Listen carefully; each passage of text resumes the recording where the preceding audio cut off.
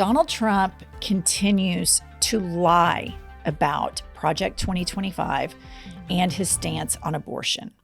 And why do we know that he's lying? Well, number one, he lies all the time.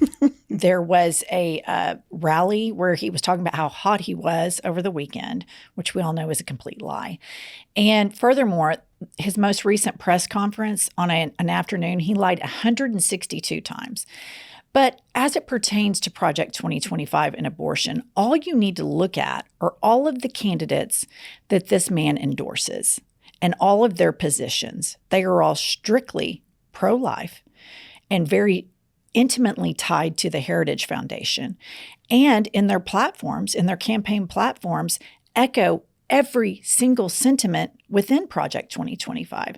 So if Donald Trump were we're not going to harm women's rights, and I think Project 2025 were abysmal, then why does he associate with so many people that are intimately tied to writing Project 2025? And why does he endorse all of the candidates whose platform mimics every single draconian measure that Project 2025 wants to take? Let me play you this clip from the Heritage Foundation. Well, I suspect this project wouldn't exist if we didn't have the Trump administration, where you had a new maverick candidate who didn't have the machinery of the party necessarily like lining up and everybody from previous administrations helping out. And so you had this situation where it became clear that something like this is very necessary. Well, that's quite true. I would say even more necessary in kind of the circumstances you describe, because even a we'll call it an establishment candidate where everybody just sort of wanders back in, but they're not particularly conservative, then they're more open. They know what to do more. There's less chaos. But they're less likely to actually seek to implement conservative policies. So there's a trade-off there, and we're trying to overcome the downside of that trade-off. What's so important to note here is that Donald Trump can be easily manipulated.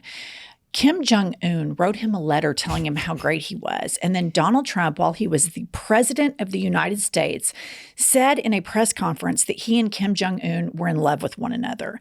So all the Project 2025 authors have to do is say, we think you're great. We think you're the only man on the planet that could actually do all of these things. Donald Trump famously is very bored in policy meetings. They've done all of this work. Don't think for a second that these people aren't chomping at the bit to completely implement this. And at the core of Project 2025 is consolidating all of this power to the executive branch.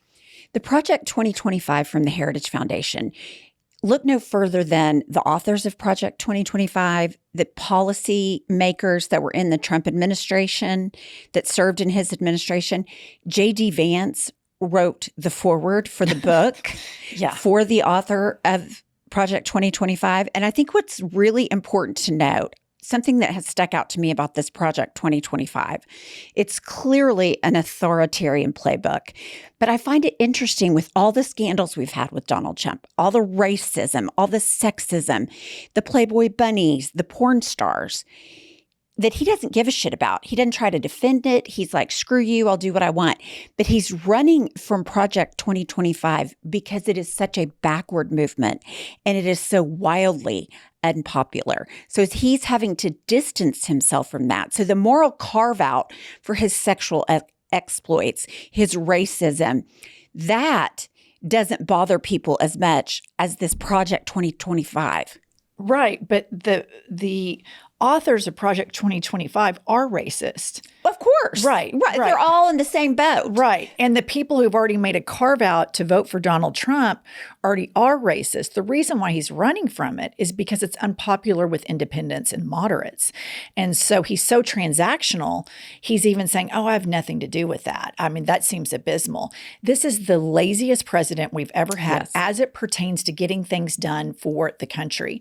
Every single person that was in a policy meeting with him said he looked bored and he was on Twitter the entire time. This is while he is president.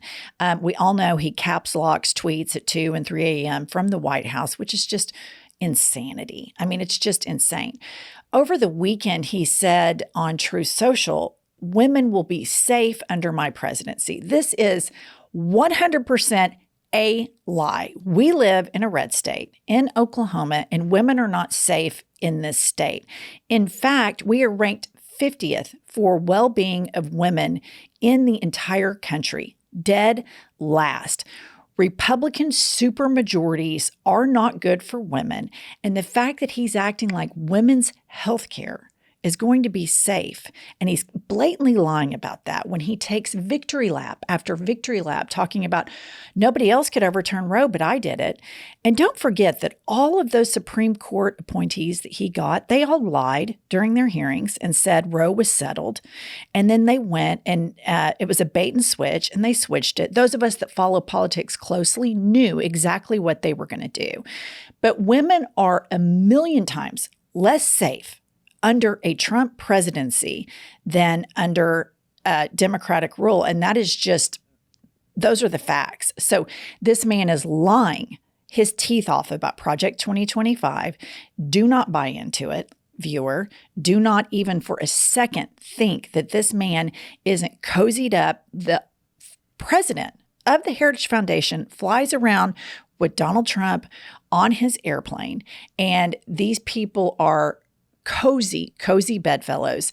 And there is no question that they want a federal abortion ban. And we know this because every single candidate that Donald Trump stumps for and endorses has said that they want a federal abortion ban. If you do not want a federal abortion ban, you do not endorse candidates that campaign for a federal abortion ban.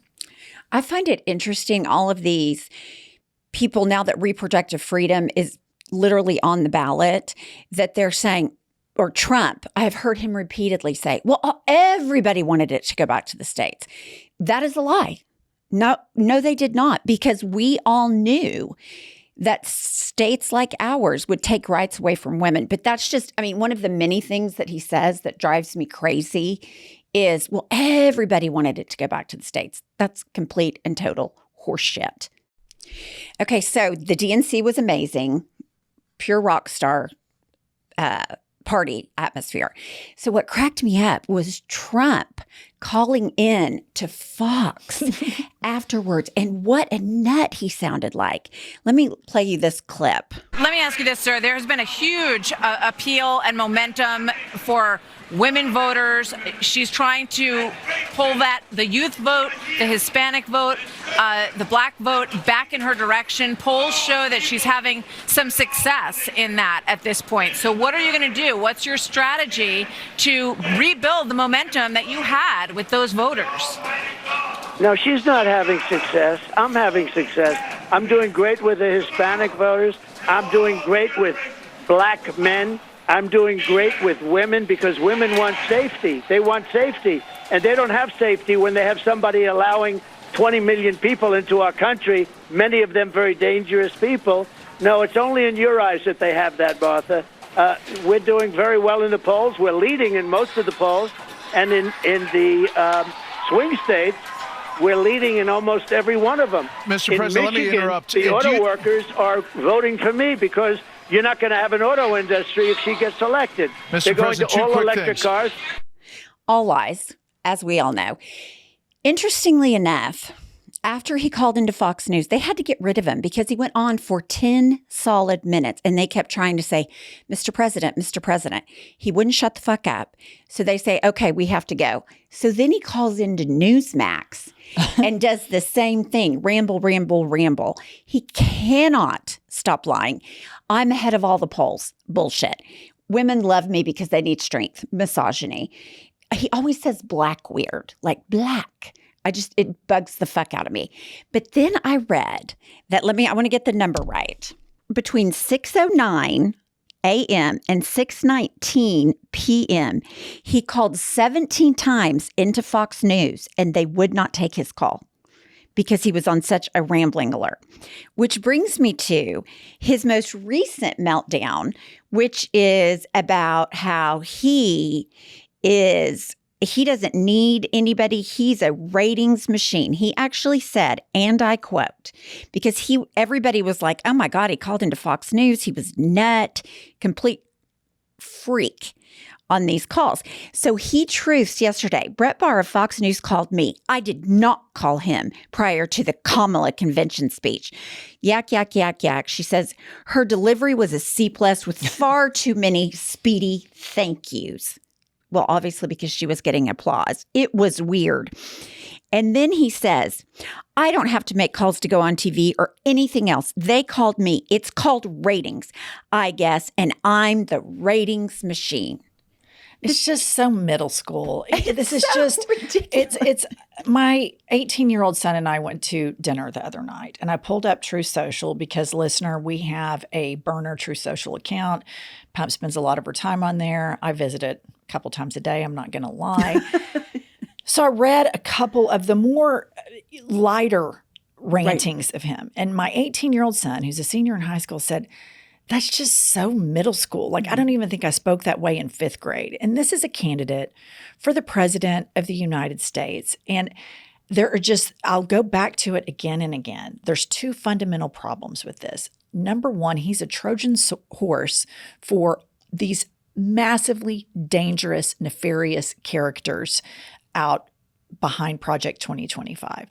And number 2, the millions of people that claim to be patriotic, Christian, all of these things, listen to this man, see the Truth Socials, see the crazy behavior, the Hannibal Lecter, all this, boats and batteries, the racism, the misogyny, the overturning of Roe, and they will go vote for him. There is a cancer in a portion of the United States of America, and that cancer is these people do not wish to critically think.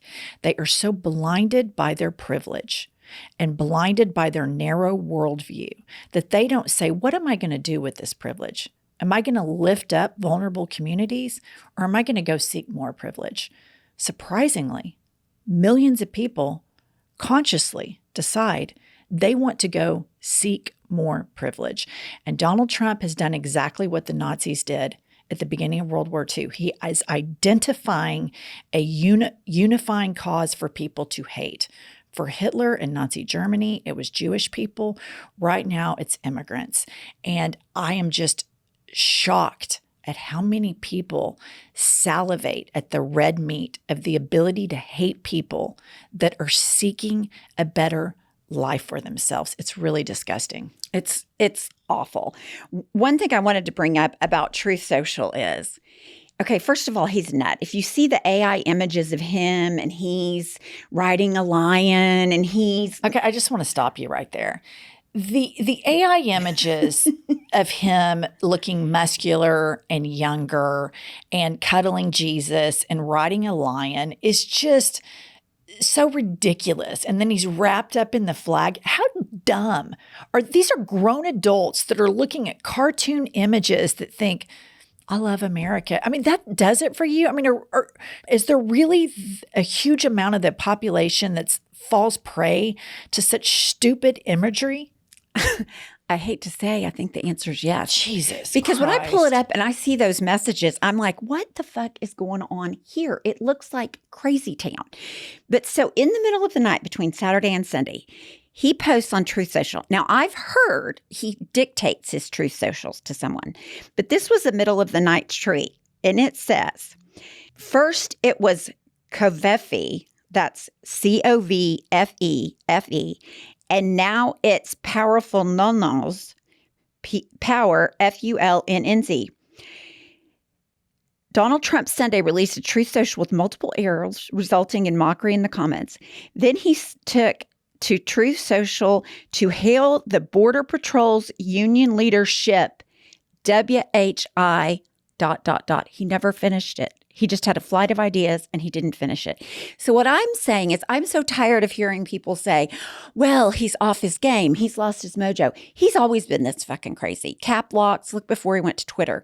But now he's like passing out or doing something bizarre in the middle of a tweet, and the mainstream media is not calling him out. He is his misspellings, like he's supposed to be the president of the United States and he can't spell powerful. He can't finish his sentence on his own social media company that he had to start because Twitter kicked him off. I mean, this is a very unserious person. The onus that is always put on the Democrats and the standard that they have to rise to in the eyes of mainstream media and corporate media, and what the expectation of Trump is. I mean, all he has to do is walk out and give a speech where he lies every bit as much as he does any other time, but he doesn't sound as crazy. Mm-hmm. And the pundits are like, Trump campaign seems to have more discipline now. They don't say, we're going to cut into this immediately because we're 5 minutes in and he's already told 20 lies and we're not going to air that. It's clearly propaganda. He's clearly trying to gaslight the country. So the media is really complicit in covering for this man, and they have been since 2016. And we've said everything that we've said here in these last 15 minutes. The man incited a violent insurrection where his cuckoo for Cocoa Puff, deplorable, bottom-feeding supporters beat up cops with flagpoles and with, Confederate flags, Nazi flags, Trump flags, and the American flag. You can just keep talking about all of the bullshit that this man has put the country through, and I'll just go back to it. Who are these millions of people that think voting for him is a great idea? I do not know. All right, stick with us. We'll be back tomorrow.